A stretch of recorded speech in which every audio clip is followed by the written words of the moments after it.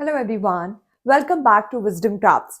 आज हम class 12th के नेक्स्ट टॉपिक जहां पर हम फोर्स कैलकुलेट करेंगे पर किसके बीच में, between two parallel plate wire, not parallel plate, between two parallel wires. ठीक है, अब उसके लिए हम क्या लेंगे? हम लेंगे दो पैरेलल वायर्स, ठीक है, जिनको हम कुछ नेम देंगे और हम देखेंगे कि वो कैसे एक्ट कर रही हैं और उनमें हमारे पास जो फोर्स का एक्सप्रेशन है वो कैसा है। ठीक है, आइए चलिए लिखना स्टार्ट करते हैं, जिसमें हम देखेंगे consider two long parallel wires.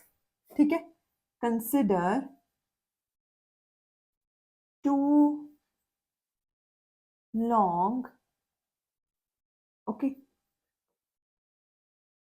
Parallel wires, okay, जिनको हम नाम दे देते हैं A B and C D. ठीक है, A B and C D. अब A B and C D को हम ड्रॉ भी करते हैं। कैसे ड्रॉ करेंगे? रेड पेन से ड्रॉ करते हैं। चलो यहां ड्रॉ करते हैं। ठीक है, ये आगे एक, ठीक है, ये आगे दूसरी। ठीक है, मान लो इसे हम ए बी का नाम दे देते हैं और इसे हम सी डी का नाम दे देते हैं। ठीक है जी, अब देखो, जब हम उसे ए और बी और सी और डी का नाम दे रहे हैं तो देखते हैं कि जब हम देखो, हमने कंसिडर क्या किया? हमने कंसिडर किया मतलब हमने दो वायर्स कंसिडर किए हैं, ए बी और सी डी। ठीक है, अब देखो, अब आपको पता है कि अब इनमें ना वायर्स में करंट भी है, तो हम कह देंगे कि consider two parallel wires A B and C D. ठीक है, कैरिंग कैरिंग करंट्स। ठीक है, पहली में हम कंसिडर करते हैं कि I1 करंट है और दूसरी में हम कंसिडर करते हैं कि I2 करंट है। ठीक है, carrying currents I1 and I2। ठीक है, अब उसके बाद अगर हम चाहें तो हम लिख सकते हैं कि R जो है इन दोनों के बीच का सेपरेशन है। ठीक है, जो हम कंसिडर करते हैं कि जो हमारा लेट R है, R be the separation okay between these two wires। ठीक है, between these two wires। Okay जी, देखो, अब हमने कंसिडर की दो वायर्स ए बी और सी डी पैरेलल। ठीक है, I1 और I2 इनका करंट है और इनको सेपरेट किया गया है with some distance, that is R, with some distance R। ठीक है जी, और I1 इसमें करंट है और I2 इसमें करंट। ओके, ये आ गया हमारे पास कुछ चीजें। अब देखते हैं मैग्नेटिक फील्ड जो प्रोड्यूस हो रही है I1 से। ठीक है, देखो, अब यहां पर जब करंट फ्लो कर रहा है, हमें पता है कि करंट जब फ्लो करता है तब हमारे पास मैग्नेटिक फील्ड भी होती है। तब I1 करंट इस वायर में, मतलब CD वायर में मैग्नेटिक फील्ड का प्रोड्यूस कर रहा है किसी भी पॉइंट पे। ठीक है, तो वो क्या है, वो हम कैसे लिखेंगे? बिटवीन टू वायर्स, इसे फुल स्टॉप करके बंद कर देते हैं। अब हम लिखेंगे कि the magnitude, sorry, not magnitude, the magnetic field produced by current I1 at any point on the magnetic field, okay, produced by I1, okay, on the wire CD at any point। ठीक है, तो मैंने क्या लिखा है कि magnetic field produce कर रही है I1 on the wire CD। ठीक है, एट एनी पॉइंट। हम कैसे लिखेंगे? B1 इज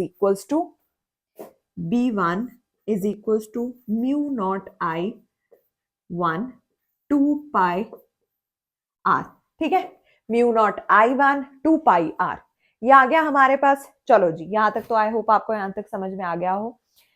अब मैं आपको एक बात बताना चाहती हूँ कि ना, जो फील्ड है, मैग्नेटिक फील्ड है, वो परपेंडिकुलर एक्ट कर रही है टू द वायर CD।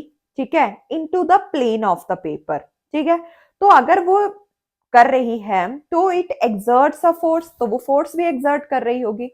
मैं क्या बोल रही हूँ, जो मैग्नेटिक फील्ड है सीडी में, मतलब मैग्नेटिक फील्ड जो सीडी में हम एक्सपीरियंस कर रहे हैं, वो परपेंडिकुलर है to the plane of the paper. ठीक है, प्लेन ऑफ द पेपर, तो वहां पर ऑब्वियस है कि वहां पर फोर्स भी होगी। तो वो फोर्स की वैल्यू अब हमें क्या लिखनी है? ठीक है, देखो, अब जब वो फोर्स एक्सर्ट कर रही है तो वो वैल्यू एक्टिंग, मतलब आपको पता है कि इस वायर की जो लेंथ है वो भी हम कंसिडर कर लेंगे, that is L, small L he consider कर लेंगे। ठीक है, तो हमें पता है अगर परपेंडिकुलर है तो हमारे पास फोर्स क्या आएगा, I two L B one sine 90 degree. ठीक है, force exerted, okay, force exerted along the length L, let us consider कि length L at CD is, ठीक है, तो वो क्या आएगा, देखो मैंने क्या बोला कि जो फोर्स एक्सर्ट है along the length, acting on the length भी हो सकता है, along the length भी होगा, small l of the wire CD, ठीक है, is F2 is equals to I2, F2 is equals to I2 IB1, F2 is equals to F2 is equals to I2 L B1। अब मैंने perpendicular बोला तो क्या आएगा, साइन 90 डिग्री मेरे पास। ठीक है, आई होप आपको ये तो यहां तक समझ में आ गया हो, मैंने क्या बोला, ठीक है, साइन 90 डिग्री।